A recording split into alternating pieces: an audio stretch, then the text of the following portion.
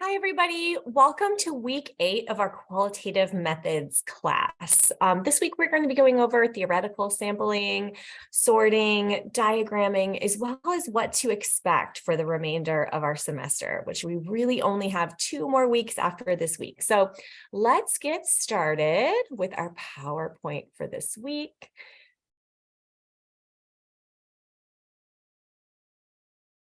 Okay, so we are going to tap into theoretical sampling, which is really the cornerstone or the defining feature of constructivist grounded theory analytic techniques and strategies. Here is an example or a diagram which you can take a deeper dive into within the PowerPoint slides, but I'm just going to try to briefly touch on several things because after all, it is a holiday weekend and I want you to have some restoration this week as well before we really gear up for our final portfolio. So activities this week, you all are engaging in the discussion board. If you are assigned emergent coding for this week, we are going to try to do some additional emergent coding sessions in class next week when we meet face-to-face week 9.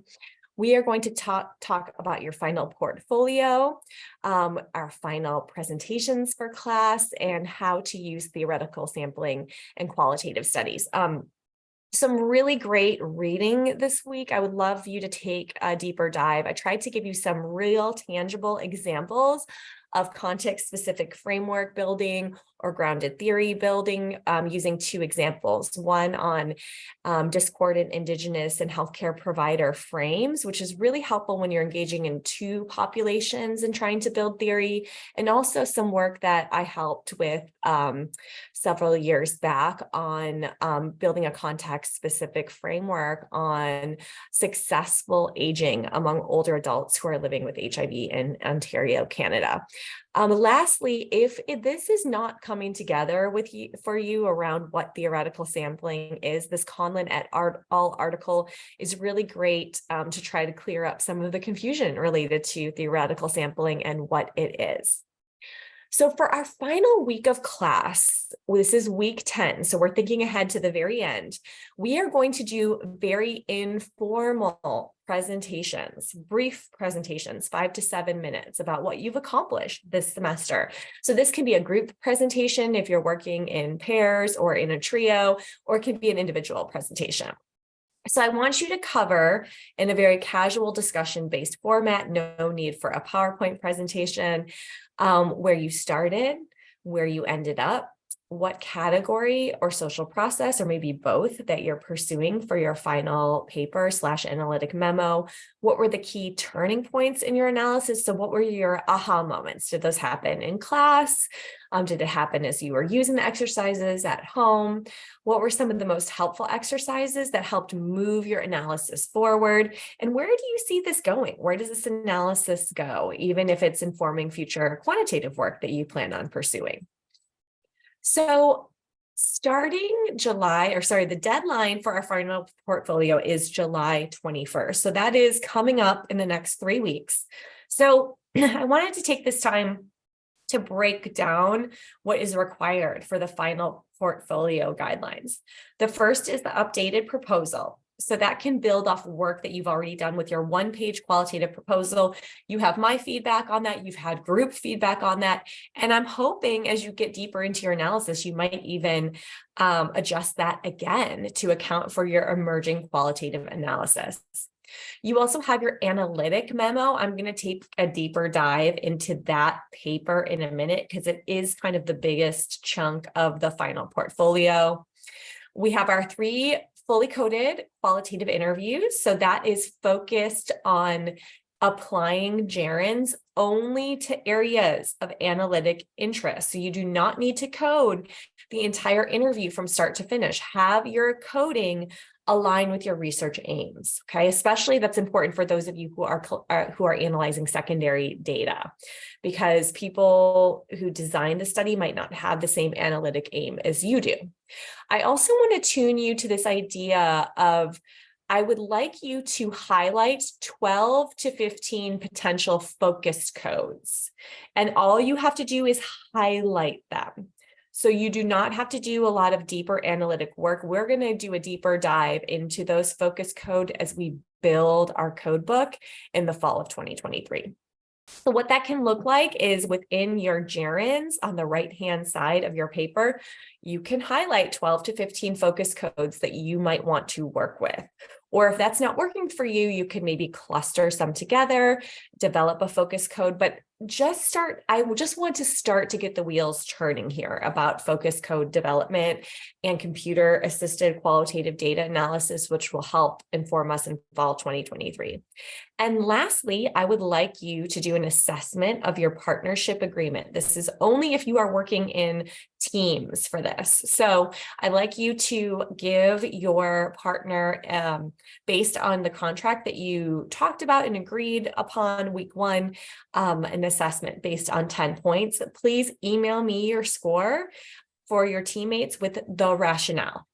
And if you're working in a trio, I will average those two scores. If you are working by yourself, if you are working solo, I would like you to take an honest assessment of your own work in this course, and please score yourself and send me an email with a rationale, brief rationale. Okay, so let's get into the analytic memo. I first want to start out by saying these guidelines are under the assignments tab. Please, please, please look under the assignments tab, because I also have really great example from there with everything except A, because I want you to think deeply, A and the last part, which is C. So I have a really great example from a student that completed this project that focused on B only. The reason why I can't upload A and C examples is because that would be really kind of giving away the answer to A, and C is deeply reflexive. So I think it would be probably too personal to show his reflexivity statement. But it's a really great example of what my expectations are for item B. Okay, so let's start back from the beginning. So this is not a long paper. This is quite an informal paper. So I want you to try to be brief. I want you to try to document, track, synthesize, reflect upon your analytic decisions, thoughts, hunches, and questions about the data. So it's a very deeply explorative paper. You also are going to explore your own positionality, your own biases, and your own assumptions and how they showed up within your analysis.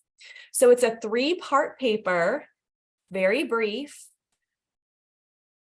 First, you must set the stage and talk about the context. So describe the context and background of the situation you're analyzing.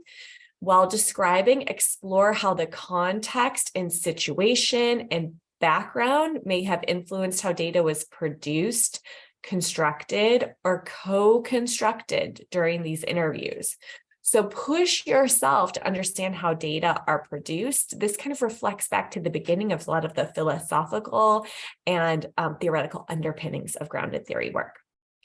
Second is where you're really going to show your analysis. So B is make sure your memo is data-based and analytic.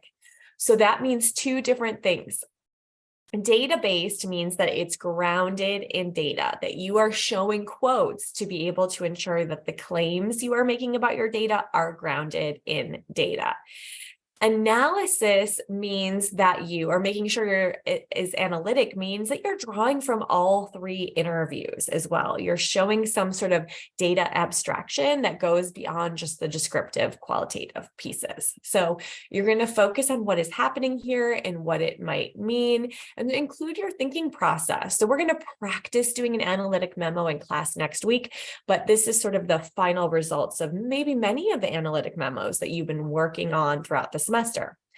Lastly, we really want to push ourselves in qualitative work to be reflexive about our memos. This is a habit we really need to form. So we need to look and name our own potential bias and how that may have really reflected or been reflected in the description of your contact. So show me that you're examining possible knowledge gaps and biases within this process. So that's it. Very simple. 3 elements of this final paper. Okay, let's get into our work this week on theoretical sampling, sorting, and diagramming. So I want to start out with this quote from Sharma's: grounded theorists, categories, and concepts can travel. So this speaks to this idea of trying to develop abstract categories and concepts that can travel across different substantive areas, subfields, disciplines, and professions. They can go across theoretical and epistemological debates.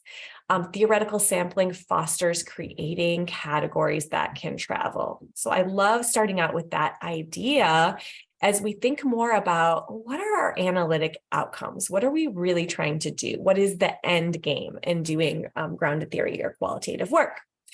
So once you've applied, first cycle coding methods or initial, so that's Johnny Saldana's language, or initial coding methods, Sharma's language, several times to your data, you can engage in second cycle coding methods, or that might be focused coding, axial coding, theoretical coding.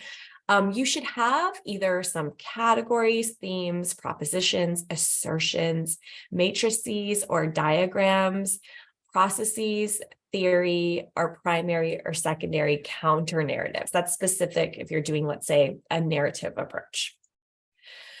So what are these? What is really comprised in these categories, themes, assertions, models? We want to really pay attention to perspectives about, experiences, attitudes, beliefs, reasons, impacts, barriers, facilitators, motivators, engagement, retention, interventions, limitations, context, sequencing, implementation of, factors leading to, components and elements of. So these are great words to focus on, not only when developing our research aims, but where do we go when we're stuck in our analysis? What do we want to pull out as our analytic outcomes? Okay. So in order to really understand coding to theorizing, we really need to kind of understand the four elements that comprise a theory. So when we think about, well, I want to develop a grounded theory, but what do I need to look for? So this is traditionally conceived. We want something that predicts and controls action through if-then logic. We want something that accounts for variation in data. Think about our very lengthy conversation last week about dimensionalization of our data. We want something that explains how and why something happens by stating causes. So we're really interested in cause and effect. We want something that provides insights and guidance into improving social life.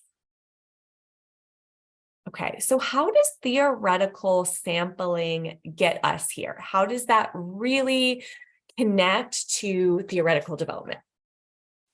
Theoretical sampling is typically engaged in at the end of our studies when categories stand on what Kathy Sharma calls unfirm and shaky ground. So think about all the diagramming, all of the drawing, trying to link your data to the diagramming and looking at your final product and saying, some of these categories are not yet saturated. I don't quite know, or I don't have the data to prove that this is quite solid. We need to then gather more data that focus on the category and its properties. We need to elaborate and refine it. And this is really the distinguishing feature of grounded theory. So you can't really say you're doing a full-blown grounded theory study if you are not engaging in theoretical sampling. So the objectives of this process are to delineate the properties of the category, check hunches about the category, saturate properties of the category, distinguish between two categories. Maybe they're overlapping. I'm going through that in one of my analyses right now.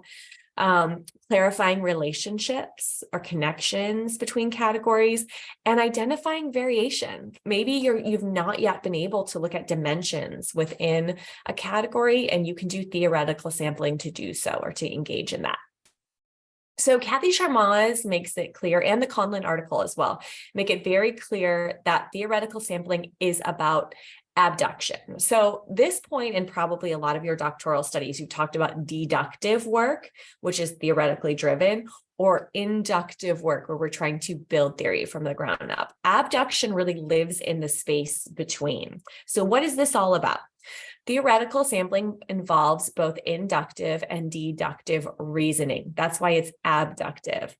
Abductive inference means considering all plausible theoretical explanations for surprising data, forming hypotheses. So this is the point where we start hypothesizing. So we don't start with existing hypotheses. We start hypothesizing at the end of our study. And then we check out these hypotheses by interviewing more people, by empirically examining data to arrive at the most plausible explanation. Okay, so really, if you want better examples of this, bullying as a reaction to deviance is a great example within Sharma's work, which draws from Thornburg's work in this area. Bullying as a revengeful activity gets into really the story of how theoretical sampling assisted this specific analysis. And I also want you to focus on, I think this is so beautifully written because it's written really like a narrative of Jennifer Lois's puzzling data. So Jennifer Lois does work on homeschooling mothers of very large families. So in this case, 12 children. And she really tries to understand in this, the hardest part of homeschooling, really trying to understand the motivations for homeschooling mothers of very large families, mainly in like rural communities. So she tells the story of how through the course of becoming a mother herself, some of this theoretical sampling components or differences between her categories emerge. So it's very beautifully written.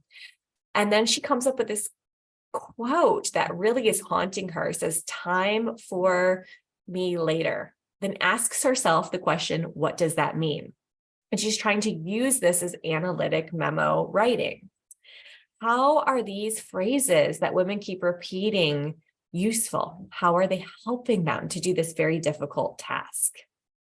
And through this and through the abductive process, she started to realize that time meant something else to homeschooling mothers.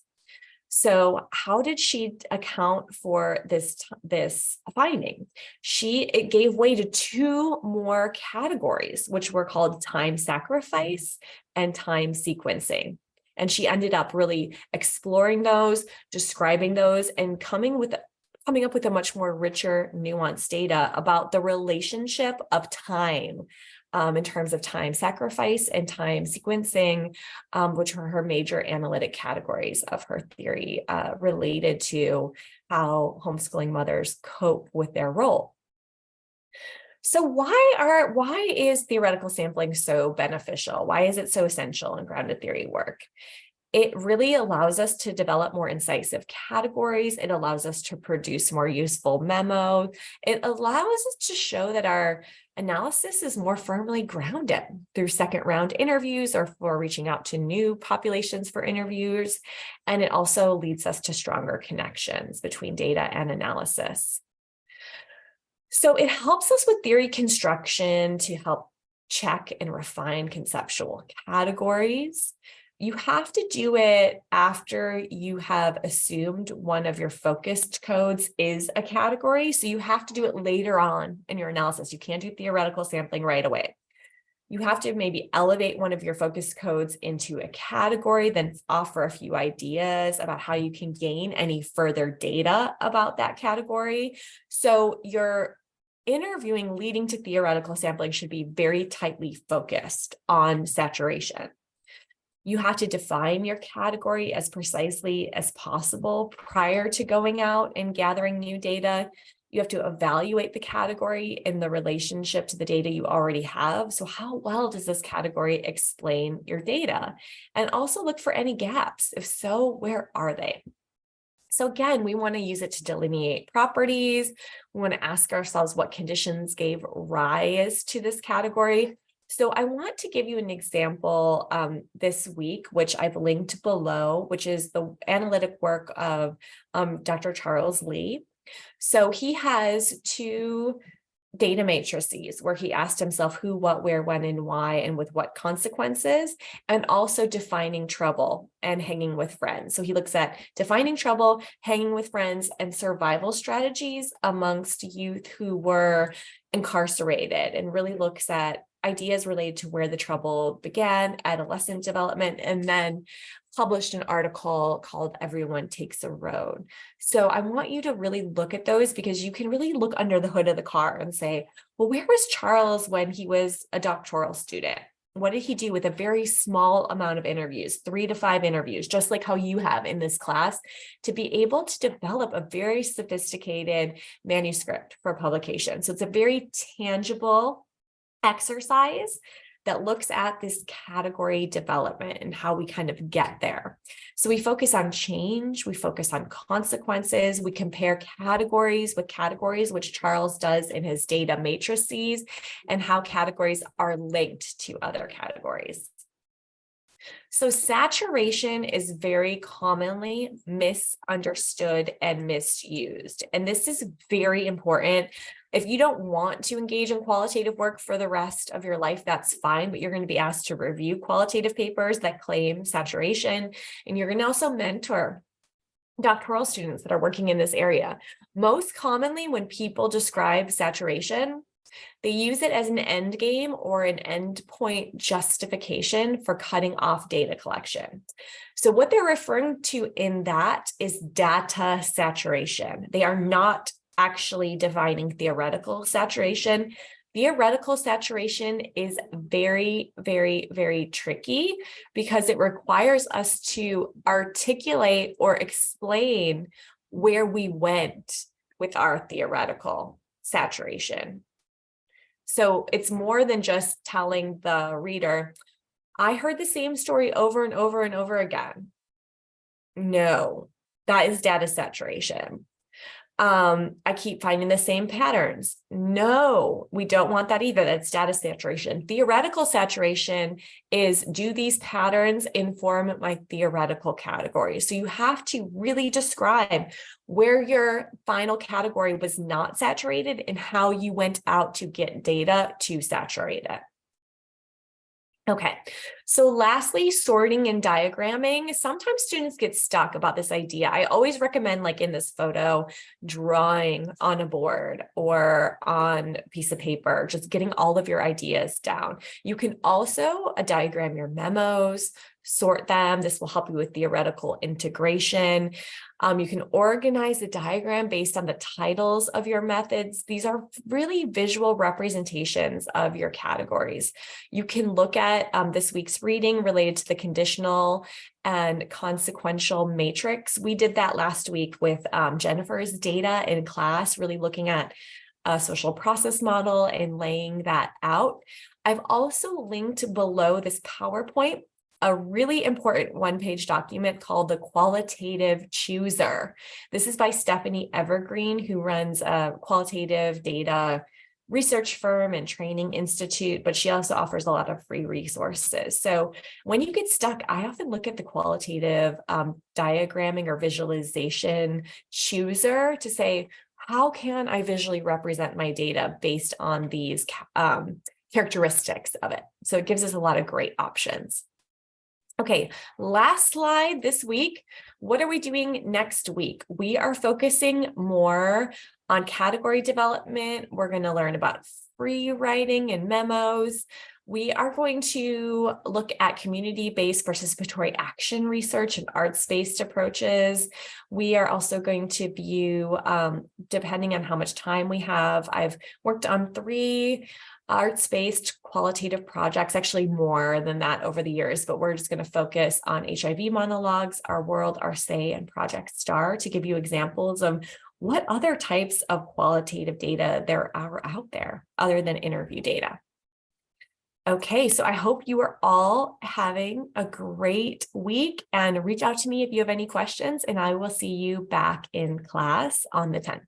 All right, take care. Bye.